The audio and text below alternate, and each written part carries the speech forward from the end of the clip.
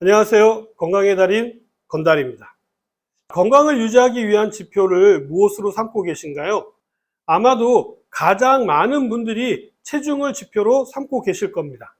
우리나라도요, 88년도를 기점으로 비만으로 인한 성인병, 즉 대사증후군으로 인한 건강상의 많은 문제가 발생하고 있기 때문입니다.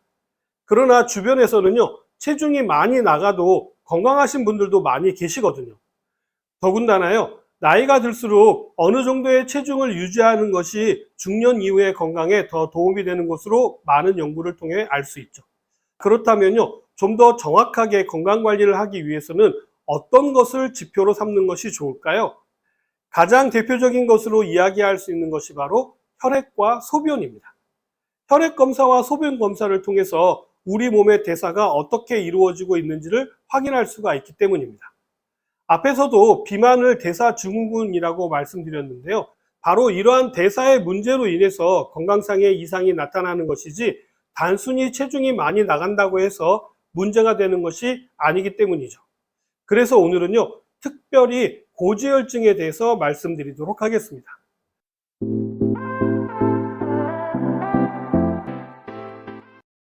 중년이 되면요, 건강에서 가장 많이 걱정하는 부분이 바로 혈압이고요. 그 다음으로 걱정하는 부분이 바로 콜레스테롤을 비롯한 고지혈증입니다. 일전에도요, 혈액이 탁해지는 원인에 대한 이야기와 혈액순환이 잘 되게 하기 위해서는 무엇을 해야 하는지에 대한 이야기를 해드린 적이 있습니다. 혹시 궁금하시다고 한다면요, 화면 오른쪽 위를 클릭하신다거나 아니면 고정 댓글을 참고하셔서 꼭 다시 한번 보시기 바랍니다. 실질적으로 혈액을 묽게 하는 방법에 대한 이야기와 혈액을 맑게 하는 방법에 대한 이야기니 꼭 시청해 보시기 바랍니다. 다시 고지혈증으로 돌아와서 말씀을 드리자면요, 이전 영상에서도 말씀드린 것처럼 이제는요, 너무 콜레스테롤 수치에 대해서는 크게 비중을 두지 않아도 된다라고 말씀을 드렸고요, 이제는 중성지방 수치에 더 많은 관심이 필요하다라고 말씀을 드렸는데요, 중년분들 대부분이 이 중성지방 수치가 높다라는 것이 문제고요. 그 중에서도 유독 여성분들의 수치 변화가 남성분들의 수치 변화보다도 크다라는 것이 문제가 되고 있습니다. 갱년기를 중심으로 남녀 차이가 두드러지게 나타나게 되는데요.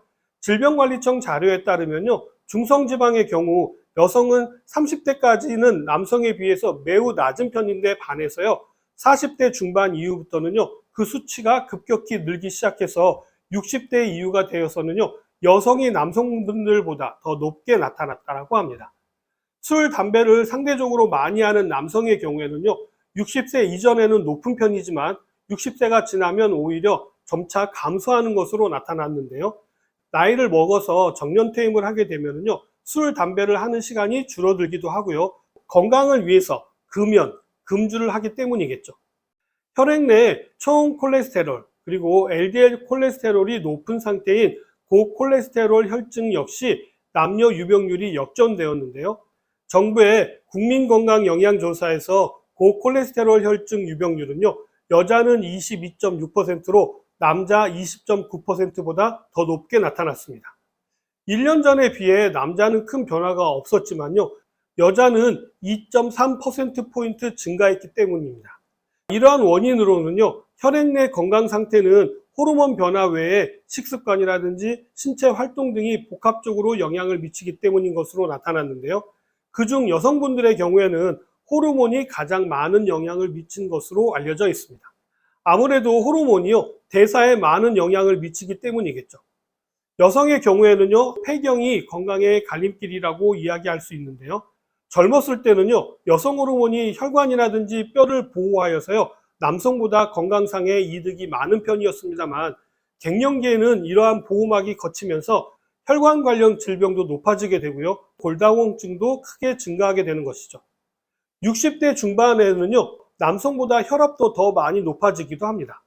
그러나 호르몬은요, 우리가 마음 먹은 대로 조절하기가 어려운 부분이기 때문에요, 결국은 식이요법을 통해서 관리하시는 것이 중요합니다. 식이요법을 통해 여성 호르몬과 유사한 성분인 이소플라본을 활용하는 것도 방법이 되고요, 고지혈증을 일으키는 원인 물질의 섭취도 조절하는 것이 중요합니다. 고열량, 고지방, 고탄수화물 섭취가 가장 문제가 되는데요, 이러한 식습관은요, 혈액 건강은 물론이고요, 당뇨를 비롯하여서 심혈관 질환이라든지 중풍이나 치매를 비롯한 뇌혈관 질환까지에도 영향을 미치고 심지어는 심리적인 부분까지 영향을 미쳐서 원인 불명의 불면증이라든지 우울증과도 연관이 깊어지게 됩니다. 그렇기 때문에 음식을 통해서 조절해야 예방을 할 수가 있겠죠. 고지혈증, 다시 말하면 이상지질혈증이라고도 하는데요. 과체중 또는 비만과도 관련이 크다라는 것은 아마 잘 알고 계실 것입니다. 정상 체중은 고지혈증 유병률이 26.2%이지만요. 과체중은 44%, 비만은 55.4%로요.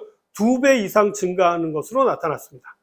아무래도 많이 먹고 움직이지 않게 되면요. 문제가 될 수가 있는데요.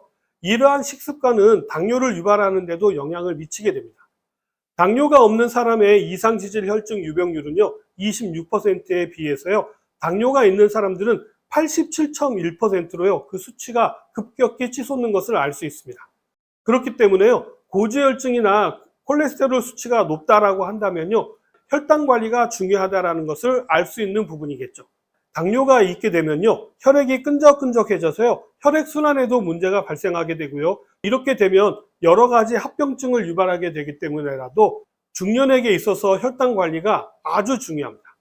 그렇다면 고지혈증이 왜 문제가 되는 걸까요?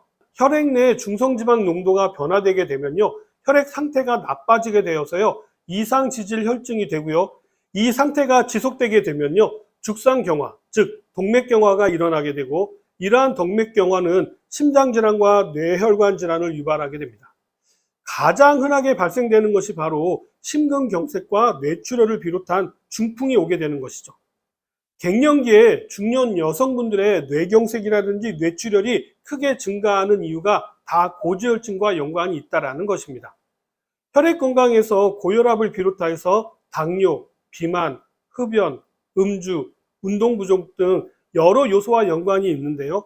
호르몬의 변화로 인해서요, 남성분들보다 불리한 여건에 놓인 중년 여성분들은요, 고지방 식품뿐만 아니라 고탄수화물 식품을 주의하셔야 합니다. 특히 간식으로 드시는 빵이라든지 떡이라든지 케이크를 비롯한 디저트, 당이 많은 커피나 음료들도 모두 다 문제가 발생될 수 있습니다. 이러한 탄수화물은요, 우리 몸속에서 지방으로 전환이 되어서 쌓이거나 혈액을 타고 돌아다니게 되기 때문입니다. 그렇다면 어떻게 관리를 하면 될까요? 가장 중요한 것은요, 소식을 하는 것이고요. 특히 탄수화물 비중을 낮추는 것이 중요합니다. 그리고 잡곡을 비롯한 식이섬유가 풍부한 식품을 섭취하시고요. 적절한 활동 또는 운동을 하셔야 하는데요. 따로 운동을 하시기가 어려우신 분들은요, 집에 들어가실 때 꼭 계단으로 올라가신다거나 지하철과 같은 대중교통을 이용하시고요. 이때도 계단을 활용하시기 바랍니다. 저는 따로 운동을 적극 권장하는 편은 아니기 때문에요. 생활 속에서 루틴으로 하실 수 있는 운동을 권장해 드리고 있는 편입니다. 내려오실 때는요, 엘리베이터를 이용하시라고 말씀을 드리는데요. 이때 엘리베이터 안에서도 뒤꿈치 들어 올리기 운동을 하시는 것도 혈액순환에도 도움이 되고요. 노폐물을 제거하는 데도 도움이 되고 혈당을 관리하는 데도 도움이 되는 운동이 바로 뒤꿈치를 올리기입니다. 화장실 드나들 때는요, 벽을 짚고 팔굽혀펴기를 하시는 등 생활 속에서도 얼마든지 운동을 하실 수가 있습니다. 이제는 100세를 살아야 하시기 때문에요, 중년이 되셨다면 건강관리를 위해서라도 적절한 생활 속 운동과 식이요법은 필수입니다. 오늘 내용은 여기까지고요. 저는 다음 시간에 다시 찾아뵙도록 하겠습니다. 감사합니다.